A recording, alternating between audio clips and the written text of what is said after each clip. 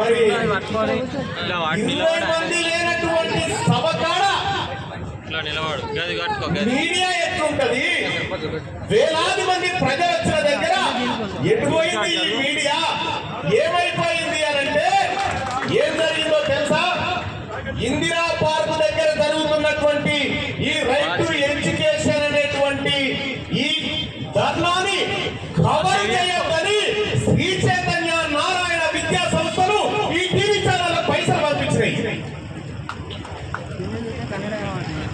అర్థమైందా?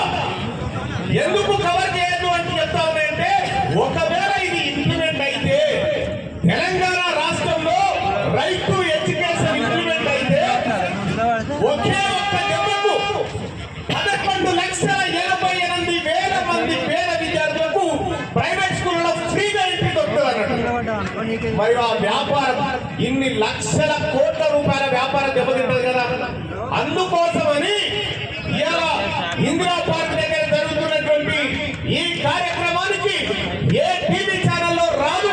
ఎందుకు రాదంటే వాడు అడ్వర్టైజ్మెంట్ ఆపేస్తాడు, వాడు ప్రకటనలు ఇయ్యడు. మరి ప్రకటనలు ఇవ్వకపోతే ఈయన మంది చచ్చిపోయినా సరే కానీ ఈ మీడియా వ్యవస్థకు ఈ ప్రజలకు సంబంధించిన సమస్యలు పట్టవా? ఎవరు చదవాలి మీ ఛానళ్ళు? ఎవరు చూడాలి మీ ఛానళ్ళు? ఎవరు చదవాలి మీ పేపర్లు? మేమే కదా, మనమే కదా. మరి మన బిడ్డల హక్కు గురించి మాట్లాడని పత్రికలు, మన బిడ్డల హక్కుల గురించి మాట్లాడినటువంటి ఈ టీవీ ఛానళ్ల గురించి ఇక మీరు ఏం చేస్తారో మీ ఇష్టం. ఇలా రాజేవరం వర్మన్న తల్లి కింద పార్టీ పెట్టుకుంటే కాళ్ళ బట్టల దగ్గరికి వెళ్ళి నెత్తిల కొప్పు దాకా ఓరోడు కవరేజ్,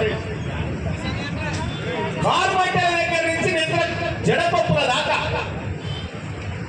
కవరేజ్.